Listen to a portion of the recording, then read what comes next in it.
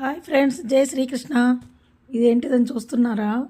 ఇదిగోండి చూడండి, మా గార్డెన్లో వచ్చిన ఆవాకు చెట్టు. నేను ఆవాకుని కూరల్లో వేస్తున్నాను, మీకు అది కూడా వీడియోలో పెట్టా కదా.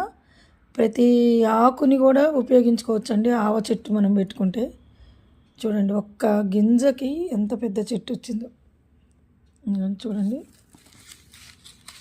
వీటికి ఇవి ఆవాలు. ఇవ్వండి చూడండి, ఇవ్వండి కాయలు ఇలా తుంచేసాను. వీటికి ఉన్నది ఇవ్వండి ఆవాలు. చూడండి, చూపిస్తాను. చూడండి, సన్న ఆవాలు వేసా నేను. ఇవి చాలా ఘాటుగా ఉంటాయి, మన పచ్చళ్ళలోకి వాటిలోకి వాడచ్చు ఫ్రెండ్స్. మీరు కూడా ఇలా మీ గార్డెన్లో వేసుకొని చక్కగా పెంచుకోండి. ఊరికే ఈజీగా వచ్చేస్తుంది. మనం కిచెన్ కంపోస్ట్ వేస్తే వాటితోటి బలంతో మనకి బాగా వస్తాయి. చూడండి ఫ్రెండ్స్, ఆవాలు ఒక్క గింజకి ఇన్ని ఆవాలు వచ్చాయి, మనకి మంచిదే కదా. ఓకే ఫ్రెండ్స్, ఉంటాను. లోకా సమస్త సుఖినో భవంతు. అందరు బాగుండాలండి, అందులో నేను ఉండాలి. లైక్ చేయండి, షేర్ చేయండి, కామెంట్స్ పెట్టండి. Bye bye bye bye.